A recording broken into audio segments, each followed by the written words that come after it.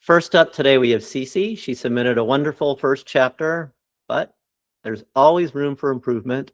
So we're going to do the retelling test, and we're going to then focus in on sort of what the next step is. Right. The first question we want to answer is whether it's good enough that we can move on to the next chapter. And then a second question is, if we can move on, when we do come back to revise it, what should we focus on? And I want this aphorism to stick in your head. There is a perfect first chapter for every novel, and every first chapter has one perfect novel that will follow it. Right? So there has to be a very tight relationship between chapter 1, which is your promise, and chapters 2 through N, which is the fulfillment of that promise. So there's a very specific story you are launching in chapter 1. And that's why I say it's worth 40 to 50% of your effort, because you are setting every part of that story in motion as a sample to the reader. And then the question is, for the reader, is does the rest of the novel live up to that chapter? Now, for the writer, the question is, did this chapter get set up successfully? So we're going to listen to Kim retell the chapter, then we're going to go through the first chapter requirements, and then we may ask some questions. In the meantime, what are we going to do? We're going to watch Kim's face as she's telling it to see whether or not the desired emotions are coming across. Okay. All right. So Kim, whenever you're ready, please retell Cece's first chapter in your own words. Okay. So Nyx is an archaeologist who's very passionate about her job, but her main passion is acquiring this treasure or map of Plyn. And so going through some research, she finds its location, and it does manage to find this chest that inside she hopes to find something that's going to help her lead her to this treasure. Unfortunately, when she gives it to her boss isn't too excited and says that this wasn't hers to find. It was assigned to somebody else who happens to be a pirate and someone that Nyx does not like. She doesn't agree with his behaviors, how he handles things. He's a very aggressive, rough, edgy, gruff, intimidating individual. And being a pirate, she's worried that he's just going to take this chest for his own doings. And something inside of that she desperately needs to help solve her problem, which is that she is a triple. And if she's discovered as a triple, she'll be hunted for bounty and face terrible things. So she desperately needs to keep this chest. But unfortunately, when her boss and the captain are discussing this treasure, it starts to kind of come to light that there's more to Nyx than she's been letting on, and she's terrified that her secret is going to get out. So begrudgingly, she decides to let go of the chest and give it to the captain so she can protect herself. The end. Good. All right. So let's try to take a little reading of Kim's state. Cece, do you think she was happy with the chapter or not so happy with the chapter? How would you describe any emotions that she had, and then her overall attitude? She seemed excited about Nyx and being an archaeologist, and mentioned that she was passionate about it. And I don't know if you were excited about the pirate, but you did have like a different reaction to him compared to Nyx and who he was. Good.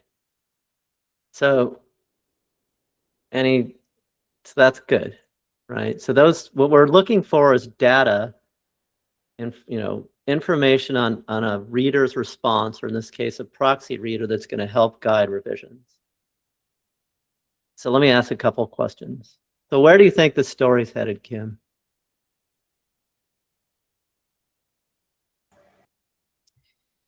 because of her desperation and making it a lifelong journey to find this chest, I think she isn't giving it up as easily as she's letting on.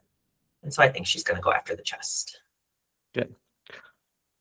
So this is going to be a fight between Nyx and Ran over the chest. Yeah. And I assume the treasure, right? Because the chest is a proxy for the treasure. All right. What's the genre here? I mean, I know it's the romance. And even in that first chapter, that banter and that like those subtle cues of like they hate each other, but they step a little closer to like get angry at each other. I'm starting to see the flame kind of lit. So I'm seeing the romance burn in that first chapter. Okay, let's open that up a little. Justin, Ariel, what did you think? Are they going to get together or not? Is that an issue? Is it a possibility?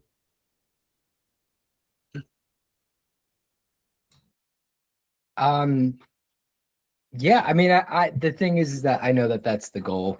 So mine's my a little skewed on that. I think reading this first chapter, I wasn't as convinced that, you know, there was something that they were going to be, you know, ending up together. But that's always something that, like, you know, changes when you're put in circumstances together, perhaps on a boat.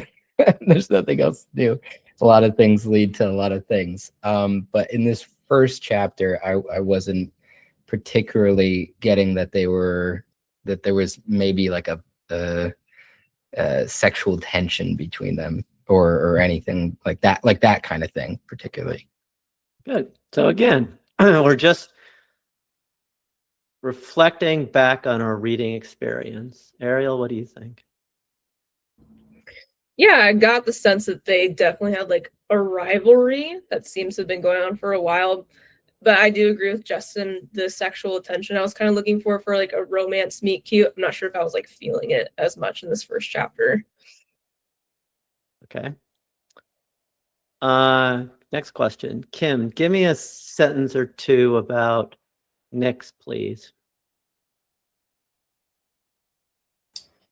Nyx is a very passionate and determined archaeologist who is also a bit of a loner. What are some adjectives that would describe her? Or who Let's does she remind you of? That's another way of asking that Ooh. question. Those are always hard on the spot. I know. I mean, adjectives-wise, I would say she's determined, she's intelligent, she's, I would also say a little anxious because, well, not little, like she is anxious just because she's got this secret that could potentially hurt her if it gets out. But yeah, I can't think of, I'm trying to think of somebody on the spot. It's okay. I mean, the logical choice is Indiana Jones, right? If Indiana Jones had the potential for romance with, I guess, Belloc, I forgot what his name is. Yeah. But I don't feel like Indiana Jones doesn't have her, like, I don't know. I feel like he's just, you know. Good. Keep up with that thought. How does she differ from Indiana Jones? I mean, she's not as like I don't know, gosh, what's the difference? I mean, she obviously has this, there's a lot more at stake for her. It's not just about finding relics and bringing them to museums. It's finding a relic that has the potential to protect her and save her. So there's a little bit more at stake, I feel like, for her. And that's perfect, right? We want her to be like Indiana Jones, but distinctive. Good. Why does she want the treasure?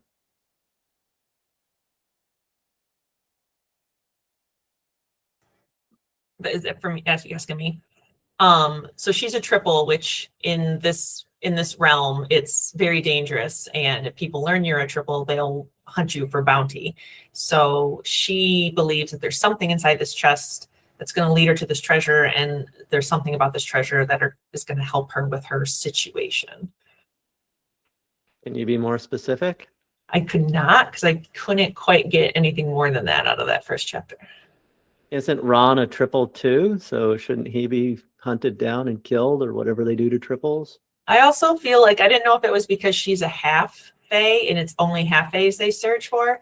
But if it's not and it's for triples, I could also see Ron not giving a shit because he's like, who's gonna mess with me? So that's kind of how I took it, is that he's fine with everyone knowing he's a triple because he almost would like dare somebody to do something about it. Okay. And then who is Lord Barrick Evans? He is the I don't know if he's like the museum owner, but he's Nyx's boss. So he like the curator or something of this museum. So can you be more specific? Oh, he also, I mean, he kind of dictates what treasures Nyx can go and find, like assigns treasures to Nyx. He's a fae too. He's a fae too. And he knows that Nyx is a catcher, which she can retrieve things from people's dreams. Information. And just same exercise with Ron. Ron is a fae pirate captain who is a triple. And he is also employed by Lord Baron, although it's not quite clear as to why, because it sounds like a lot of the treasure he finds, he takes. So Nyx isn't quite sure what the agreement between those two are. Do you have any clue as to what the agreement is or what Ron's motive is? I feel like for Ron, his motive would be wanting to get in with this museum curator just to have access to whether it be merchant loggings or sailor journals or whatever else he would need to get to treasures. But I don't quite understand what Lord Barrick's getting out of it. Right. So putting a finer point on it, why would Lord Barrick trust a pirate to hunt for his treasure? So what choice did Nyx make that launches our journey to empathy? So because of her fear of being outed as a triple, she gave up the chest to the pirate. So what were the two alternatives? I mean, I guess she could continue to fight for it and demand that it's hers like she was doing, or she can just stop fighting. And she chose to concede, essentially. And how did you feel about that concession? I understood it. I think it seemed a little quick for me, just because we went through this whole chapter. I mean, she risked her life finding this chest. It's been her life's work. So I think I would have just wanted a little bit more time in the story of her internality or something, basically showing how defeated or upset she is that she has to make this choice to protect herself. Like, she's up against a wall and I understand it, but I feel like I could have used more time in her head of what she was feeling and just how devastating this is to have to give it up. Unless she's got an alternative plan, being like, oh, I'll give it to you, but I'm getting it back, which I also think I might need to see those mechanics working. Good. Excellent. That is exactly what we want from a reteller, right? Enough information to tell us whether the chapter is doing its job.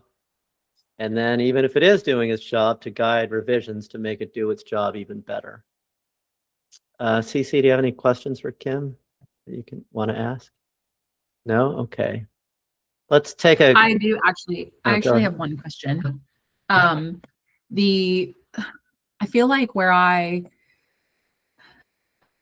sometimes like there's a lot of information in terms of like I know all the things, and then it's like placement, like when is it best strategically placed? And there is like a certain artifact that is rumored to be a part of the treasure. And I just like, do you think you need to know that now? Mm-mm. Okay. No, I mean, the intrigue for me kept me moving through that chapter, because it's like, I understood there was something super important, and the fact that I didn't know it yet was fine. I don't know, just because to me, like, that's just a good like archaeology treasure hunting story. Okay. Is when you kind of always find out there's more to the treasure than you originally thought about. So I don't think I want to wait too long to find out what it is, but I don't need it right now. So. And then on the same note, like, does the relationship between Barrick and Ran, like I'm trying to create like Nyx being aloof about it because and she hates pirates, she doesn't care. But is there enough intrigue where it's like, I'm curious about it, but I don't need to know yet? Yeah. Curious about what, Cece? Like curious, like it is bizarre, right? That this Mhm. like pirate is like working for this, like basically as like a contract. He's a contractor, right? Like for this fae. And obviously, yes, I have the answers to that, and it's part of the plot, like kind of the plot twist. So I can't reveal, obviously I can't reveal it now. So I'm just wondering what is going to satisfy the reader. Like, is it simply just like Nyx being curious about it, or does there need to be like more? So let's come back to that. Okay. It's the right question to ask. And then, so the truthful answer is you have to answer that question, right? And then all Kim can say is, right, I didn't quite understand this. Mm-hmm. I'll ask that question in a slightly different way, and tell me if this helps. So Kim, what was the most satisfying thing about the chapter? What caught your attention? The world building for one, like especially that opening scene when we were in the ship and everything like that was great. I like the enemies to lovers thing, so I kind of liked the banter and everything too between Nyx and Ran. Like I said, I got that they're not something romantic between them quite yet, but I did like that banter rivalry that I was seeing in that story. So I feel like those two things were the biggest things that I liked in it. And if you were Nyx, what would you have done in the same situation? Mm, Do you want me to try to recap the situation? I'll recap it as I read it. mhm. So I just found this treasure. I'm really happy. Not treasure. I found a clue to a treasure. I'm really happy. I turn it over to my boss. I expect the boss to say, "Hey, great job. Now I'm gonna give you a ship, and now you're gonna go find the treasure." But instead, the boss rips it out of my hands and gives it to this jerk who I hate. How would you react? I mean, she's upset. And if I was Nyx, I'd be upset. But also because Nyx, in my opinion, when I was reading, there was like a line that said something like, "She doesn't give up, not now, not ever." I would almost hand it over, knowing that I'm gonna try to steal it back, kind of thing. Okay. Anyone else? How would you react, Ariel? We'll make it more trenchant. One of your clients is you have a treatment plan for a client. The key to curing them. I don't know if that's possible, but let's just say it is. Mm-hmm. Your boss says, "Okay, that's a great plan. I'm going to let this jerk who you hate execute the plan." What would you do? Well, that gets in a whole lot of ethical shit I'm not going to worry about. Let's So just pretend for we the- don't have to ethics. But I think for this situation, I think like for me personally, if that happened, I would be upset, but I think I agree with Kim. I would be making a plan of like, I can't get it in this moment. Like the boss has too much power and Ran has too much power. I don't have power in this situation. I'm going to figure out how else I can get this. It's not going to be here. Good. And I don't know what the right answer is, but let's just play this out. So what's your plan, Ariel? Or what should Nyx's plan be? Not plan B. What should her plan be? I think, I mean, I don't know. I think there's different ways to go about it. Like if she's more sneaky and more like rogue and thievish, if she has those skills, which I think we saw some of it in the beginning, she might like steal it, figure out a way to steal it. Or if she's more like, charisma, maybe she's going to choose to like rizz up her boss a bit more, like in a different setting, like take him out somewhere, like talk to him about it. or maybe some combination. That's kind of where my thoughts initially go. So you see her planning out some sabotage, sort of low key in the moment, but planning sabotage going forward. If she wants it for herself, but if she decides maybe it's better to have maybe the working together, if that's going to have to work, then like if it's to get what I need, maybe I'll have to do that. And so, well, which one is it? Where's her mind at in this chapter? I think in this chapter, it is to like get it for herself. It's my understanding. It's either for herself or not at all. So the question then becomes, is the reader sufficiently, I'll say, teased that this is her plan going forward? Are you asking me that? No, I mean, I'm just, that's Mhm. kind of an open-ended comment in this. All right, I'll ask that. What, did you get that, Ariel, or are you sort of extrapolating that, building it in? Did I get that she was going to do something at the end? Yes. I mean, I think just knowing how stories work, I'm thinking, okay, that's how the story's going to go, probably. She really needs this. But I did feel pretty defeated at the end of the chapter, like, oh, okay, we're just not going to do it. There's no plan or anything at the end of this. So I kind of felt a little sad. And that's fine, right? So remember our goal. Don't mistake anything that we're saying here. This is a very, very good first chapter draft, right? So the question is, where do we go next? And the concern, of course, is when people use the words probably. Cece, I'm going to assume you didn't want Ariel to feel sad at the end of reading this chapter, or maybe you did. What was the emotion you were going for? I think I really want the reader to understand like how petrified she is of this secret. And I feel like it is a bummer note to like end that you're sad because she doesn't have a plan. But like Nyx is walking out of there very defeated because, and I think this is like good insight for me, but like she would rather hide her secret than ever risk it coming to light. So it would be sort of out of character for her to like actually think about like stealing this back, because in her mind, like she's hidden her secret for 12 years or whatever. So like why would she screw that up over the possibility? Like it's not even she could go all the way to the end of this treasure and then not find out that something's there that she wanted. I mean, I accept that. It just sounds a little it's I test drove this car and it made me feel sad, right? Yeah, that's fair. It's hard to see how Ariel, and I'm just using Ariel because she commented, is motivated to purchase a book when she just seems sad and defeated. I mean, the goal of writing is always to have your cake and eat it too, right? And that's good tension, right? She needs to come up with a plan that is going to protect her secret. Maybe, right? Do you have any other questions before we move on to more specific comments about the retelling test? Good. So let's give Cece some more comments. Kim, you'll be lead commenter, and then we'll give her space to respond. Kim?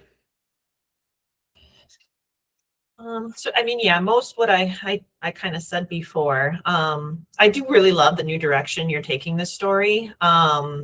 Like I mean, I feel like I had out of all the chapters that you've written, this one gave me the best grasp on like the magic system and everything like that. So I do feel like this story is headed in a really, really strong direction. And then, yeah, my biggest concerns were I wasn't quite sure if being a triple is what is so dangerous, or the fact that she's a half fae triple. I was just a little unclear on that because, yeah, like we said, like Ran's a triple and is fairly open about it. But again, I was like, well, he could also just like I said, not care and be totally fine with being out in the open. So just a little bit more clarification on that. And then, yeah, just a little bit more time in the end to see, you know, whether it be Nyx's defeat and desperation at having to hand this over. Because it's like, it's once again her power having control over her life and affecting her. So I just feel like having that internality and just that devastation would give me a more understanding as a reader why she gave that chest up so easily. But that was it. So yeah. Good. Thank you, Kim. And thank you for your volunteer retelling. Justin. Yeah, so first of all, I agree with Kim. I really love the direction that this is going in. It's very exciting. And to just harp on what everyone else has already said, I mean, the Indiana Jones vibes are definitely there. I think I really wrote down, this chest belongs to the gallery, which is just like straight out of Indiana Jones, which I like, but like in your own flavor, like it just to like cement it right away. It was great. I loved that.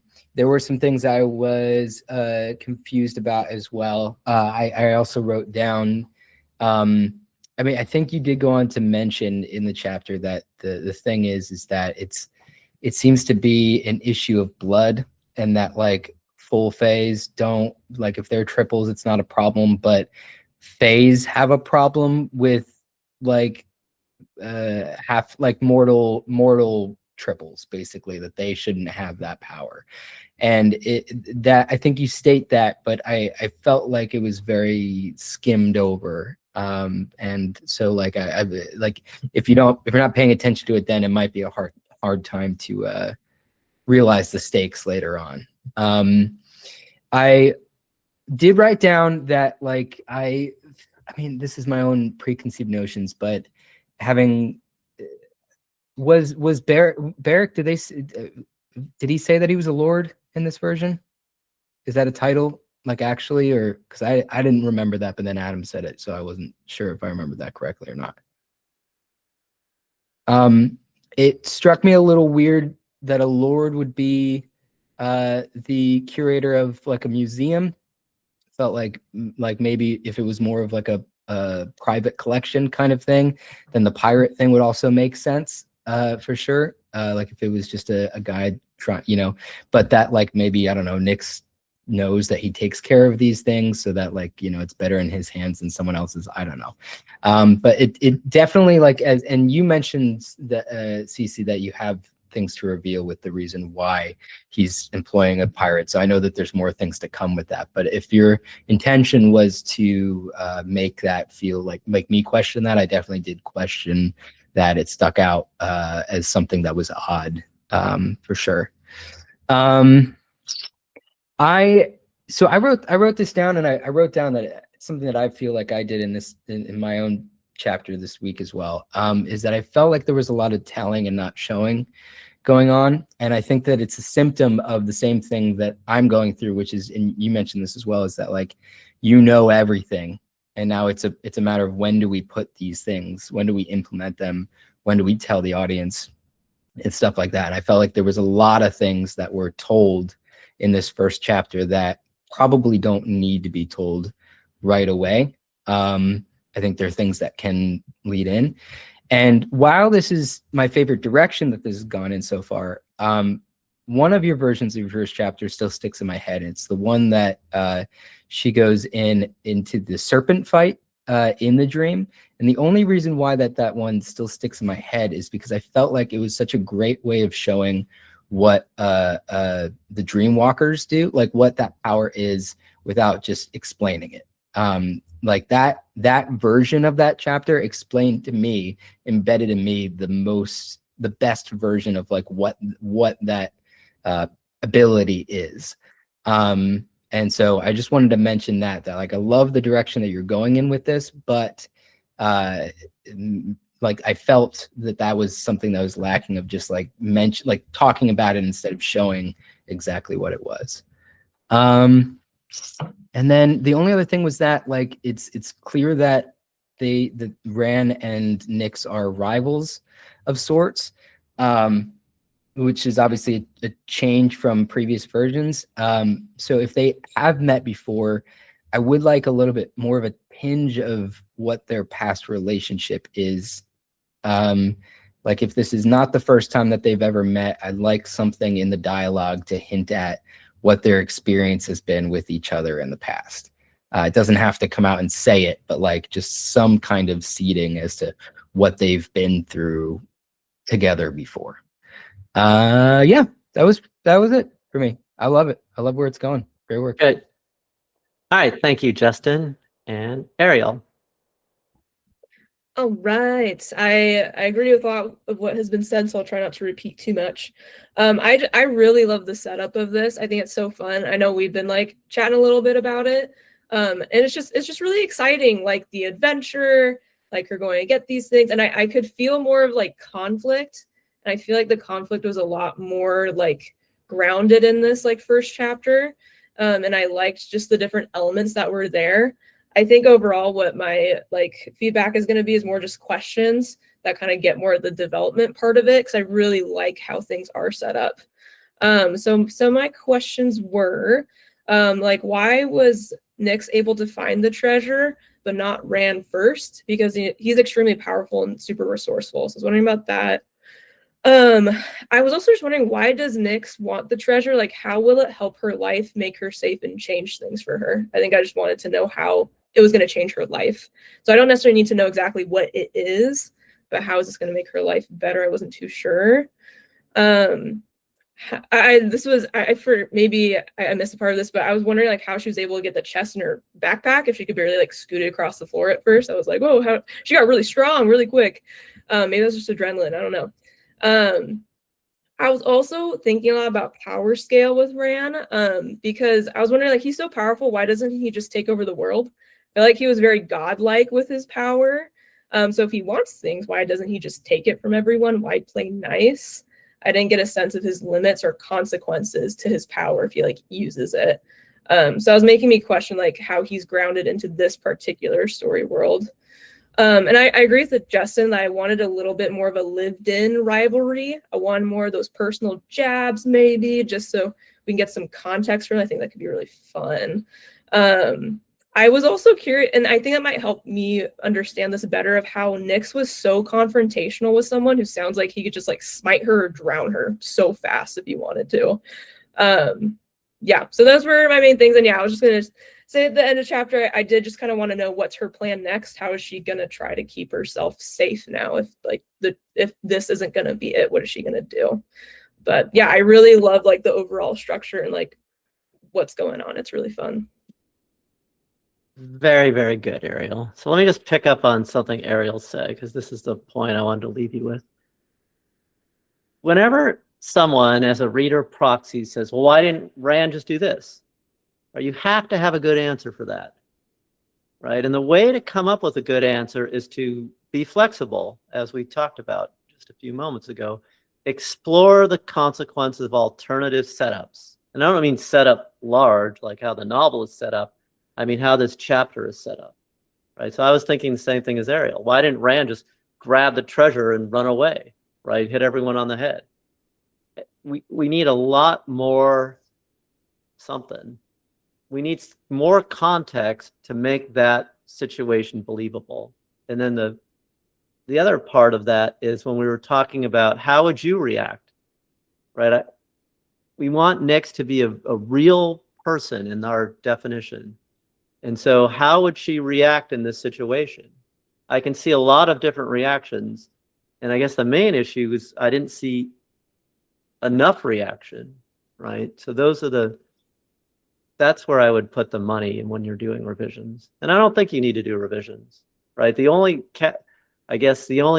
concern is, again, flexibility. Be a little bit more flexible in how you are thinking about the story, and play around with it a bit before you commit to any particular track. Not too much, but a little bit. All right, Cece, thoughts to share? No, this is super helpful. I'm really excited about this direction. So to hear that everyone likes the new direction is very reassuring.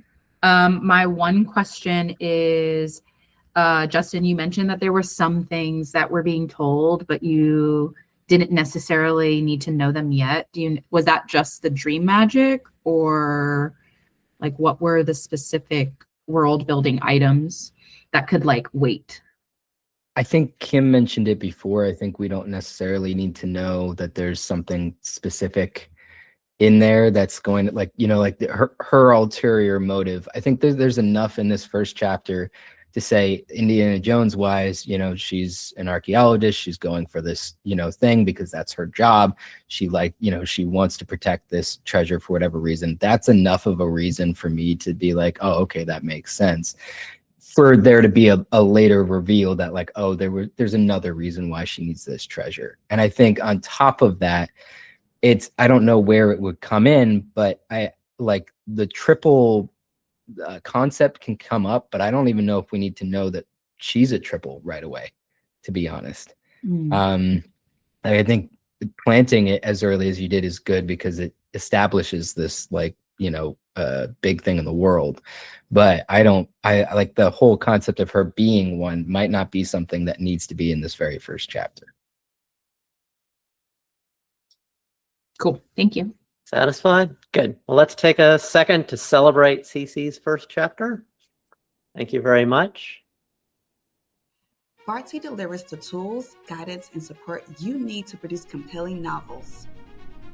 Our well-researched and thoroughly tested approach includes our minimum complete story, a 90-second exercise that keeps your writing on track while fueling creativity.